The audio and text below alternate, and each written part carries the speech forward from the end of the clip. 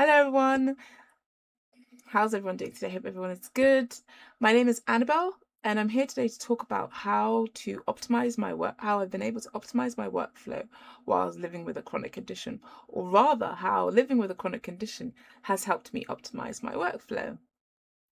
I am a full-time nerd, a writer, a part-time rollerblader, part-time baker. I'm also an award-winning games consultant and the founder of Meddling Gamers, and I have almost 8 years of experience having worked with AAA studios to AA to indie studios as well. And I specialize in crafting high-impact strategies that help studios grow and diversify their workforces. My work includes the 2025 Cannes Lion award-winning The Watch campaign in partnership with Leo Burnett that was recognized for advancing online gaming safety. Meddling Gamers also helps unrepresented youth when it comes to seeking visibility, community, and access to real opportunities as well. I love what I do, and I've been doing it for over 10 years now, I want to say. I got into gaming because I have a chronic condition. I have sickle cell anemia. Now, sickle cell anemia is an inherited blood disorder that affects the red blood cells. It's in the name. Now, a normal red blood cell is round and soft, donut shaped. A sickle cell, as the name suggests, is sickle shaped. That's a banana shaped. And as you can imagine, this causes a whole host of problems and complications, such as getting trapped in your veins and blood vessels, and that causes a world of pain, organ damage, and sometimes organ death as well. People with sickle cell also have a higher risk of infection because, as the name suggests, anemia. You also get tired very easily having sickle cell as well.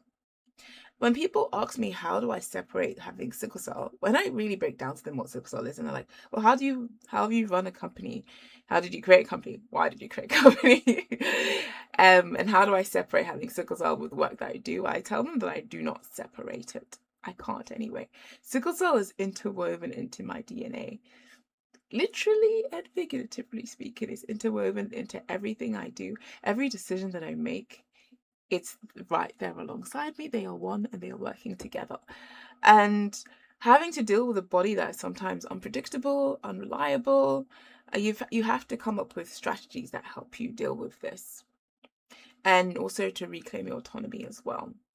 Now, and that's what I'm really talking about, how sickle cell has helped me do that. Navigating traditional work systems with a body such as mine, with people who have chronic conditions, we understand that these systems were not set up with bodies like ours in mind. And so we've been able to create different systems, and we've had to create different systems in order to be able to navigate those spaces. And working with a body that's like fluctuating, sometimes you're tired, sometimes you're sick, sometimes you can't do this. That's why it's so important to be able to create your own strategies and things like that. And sickle cell has really helped me in that aspect. I have an anecdote here. I have a story to tell. When I was in uni, this was when sickle cell was like, I feel like at its height of its power before I took control. I had there was a week before I had to have a hand in, and I was playing it a bit fast and loose because I've got a week to go. I could do the deadline. I got a crisis. I ended up in hospital. I missed that deadline by a country mile. Like, I was in hospital for I think 3 weeks, and I'd missed the deadline.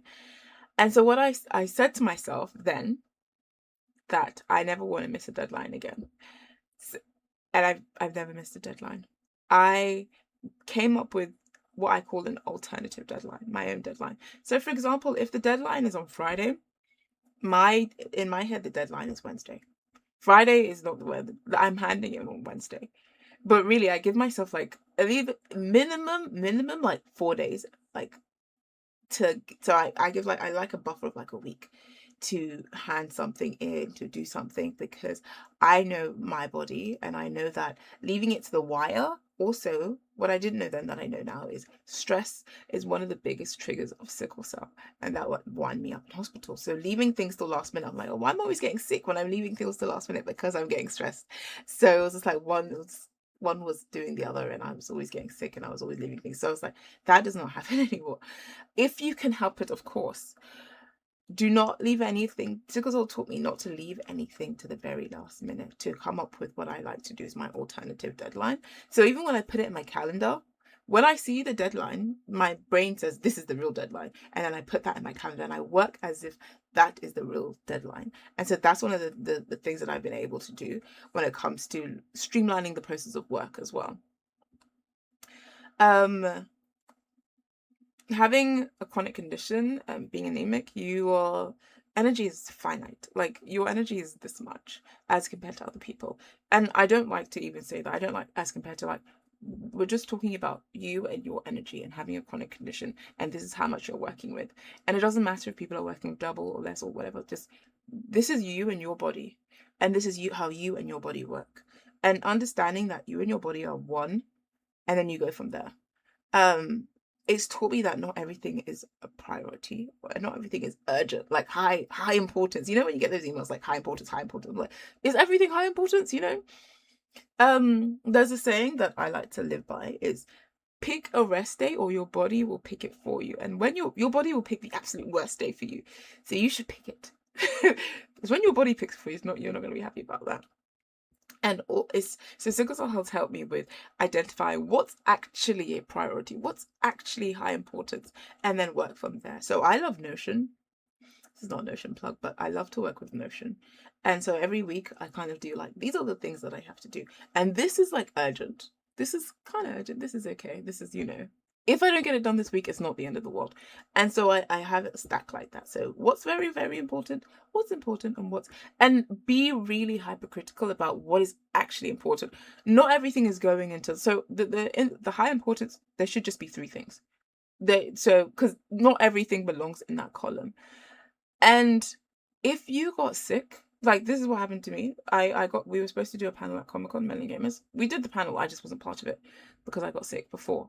And I haven't missed the Comic-Con in like 5 years. I hadn't missed one single Comic-Con. Twice a year we go to Comic-Con, we do a panel. I missed it. The panel still went ahead though without me. And that I would have put in high importance. So it is high importance, but understand, like, what can you miss and what can you delegate to other people? Those are also what's very important, is other people are there to help you. And sometimes you feel like, oh, I've got to do this. And also, I want to say, depending on what kind of a team you're working with, maybe you're working alone, maybe you're working within a team, saying the things and being honest with yourself and with others about what you can and cannot do at those points of your time, because your body also has seasons. Your body has seasons, and this might not be like, oh, you have weeks of health, and you might have, like, within the day, I feel very, very productive right now. Let me get some work done. Right now I feel like this right now. So it could be like micro seasons as well. Working with your body and understanding that or on these days I feel very good, and on these days I feel okay. So these are the tasks that I set myself with, and that is also putting onto when you're structuring your week. I love to structure my week, and I don't like to deviate from that structure. Having said that, if I have to, I will. The structure is, for the most part of the year, I wouldn't say that's what I stick to, but I also give myself where I'll have a crisis, I end up in hospital. If I have to end up in hospital, I have to end up in hospital. And what you have to do is you read your body. One thing that's pretty nice with sickle cell is, I would say 90% of the time, that 10% is rare. So let's work with the 90. Sickle cell gives me early warning signs. Oh, you really pushed yourself this week, didn't you? And I'm like, yeah, I did. Okay. And so I'm like, that's a warning. Take it easy. Take a rest day. And you can take a rest day, as I said, about the what's really important columns. And taking a half a day or a day off, the longest I've spent in hospital was 5 weeks. 5 weeks I wasn't able to do work. I wasn't able to do I could have taken that half a day. I could have taken a day versus having to take off 5 weeks because I was in ICU. There was no work could have been done. So understanding that you can give yourself that half a day or that whole day or maybe a week off as compared to if your body picks the day for you or the time for you, it's going to need that much longer. But if you pick it, recognizing your body, you're like, okay, body, you're right. I'm tired. I'm getting burnt. I'm doing this. Let me give myself a day. Let me give myself a few days, and then we can go back at it again. And being able to be flexible with your work schedules and your work routines and navigating areas that weren't built for chronic conditions means giving yourself that grace as well. Working with your body as opposed to against it, and not seeing as your body as like an adversary, which is what I used to do. It's like, oh, sickle cell's doing this and I have to do that, and like, no, we can work together. I can read this and I can do that. And having said that, I know we are working in an industry that sort of almost glamorizes hustle culture, and like, oh, you have to be really working, we're looking for someone who can just work. And first of all, that's toxic. Let's start there. Having a chronic condition means that you don't look at things in a linear way, and having hustle culture isn't, I don't think that's good for anybody, even people who don't have chronic conditions. And there's a quote which I want to give you guys by Frank Gilbert, who said, when it comes to a task, I choose a lazy person to do a hard job, because a lazy person will find an easy way to do it. Now, lazy is a trigger word for me, because people with sickle cell are called lazy a lot because we're very tired, and it's not because we're lazy, it's just because life's exhausting. And that's like across the board for people who have chronic conditions as well. But I like the concept of that. I love the concept of choosing this person to do this job that you probably want, like, of the highest quality, the person who's like really hustling, as opposed to someone who has a chronic condition. But the person with a chronic condition has been able to navigate spaces that people without chronic conditions will never understand how we do it, and what they say with how they call people with sickle cell is, we're called sickle cell superheroes, sickle cell warriors. We're always fighting. Oh, you got this, you're so strong. And yeah, we are very strong. People with chronic conditions we're playing life on hard mode. That's what it feels like sometimes. We're playing life on hard mode, but we're doing it, and so we also bring that different level of way of doing things, and that sort of tackling problems from a different angle and being more efficient with our time, because I have 5 hours that I know I can really tackle something, and so I maximize those 5 hours. That every single minute is getting maximized. What I like to do when I'm having a workflow is I like to do pomodoros. So it's like 40 minutes, no, phone on mute kind of thing, working, and then 20 minutes I do a little walk, I take a little break, and then that's how my whole day kind of goes. For the most part, I always want to reiterate for the most part, because sometimes the day I wake up, I'm not feeling well, that schedule is thrown out the window, and it's okay to throw that out the window, because I'm just going to lean into this rest day. It's going to be a rest day, and not just a physical rest day, because of course sickle cell is a very physical disease. What's happening to you is it's a visceral thing. It's painful. It's all of those sort of things. There's also mental health days. This day is like, I'm feeling like this, because a lot of what's attributed to sickle cell is like, oh, you're looking healthy, you're looking this, but mentally, maybe you're not all the way there. Maybe you need a mental health break. So sometimes it's not just like a physical rest day, it's also a mental health break as well. And I prioritize those days as well. And those days, sometimes if you need to schedule that in, you need to schedule that in. And checking in with your body as well is something that I do a lot. And it's something that sickle cell has taught me to do, is to be very in tune with my body. Like I said, there's warning signs like, oh, are you sick? Are you getting sick? Are you doing this? Are you doing that? When you wake up and you have like a bit of a tickly cough and you're like, am I getting a cold? And handling it right then and there, not, I'm getting a cold. Okay, maybe you go out, you don't wear a scarf, you don't. No, I'm feeling. Let me go and drink some honey. Let me. Like, getting on top of a problem the moment those warning signs come up is something that sickle cell has helped me with, even with projects. I'm like, this project looks like it's going south. Let me get on top of that before it starts spiraling out of control. Let's just organize a meeting really quick. Let's do this. Let's do that. Let's do that. Let's get on top of the problem before it becomes an even bigger problem. And that's what sickle cell has really helped me with, where if you tackle it when it's first looking like an issue, then it's so much better. And showing up for yourself, like when you are healthy and being able to like really work and put that time in, but showing up for yourself is also when you're taking a bit of a rest day. and not like judging yourself for it. And never, this has taken me years and years of therapy to compare yourself with people who do not have chronic conditions. Like that is like, oh, but this, no, you're designed exactly how you're supposed to be. And that's just the way you have to navigate life through your body and how you're doing it. And comparing yourself to other people who don't have chronic conditions, so like it's just comparison killed creativity. I think that's the saying. But that's something I used to do a lot. Like, oh, this person can, but that's not me. And the more you do that, the less you'll be able to work with your body and how your body is designed. This is how my body is designed. Let me work with my body and see how that design works, and stop comparing myself to somebody who maybe they can study for 10 hours. I can do this much. What can I do in that time? And that's what sickles are like. Just like once you have a goal, I just kind of just get on with it. Like, this is my thing. I'm going to do it. I'm going to do it well, to the best of my capability.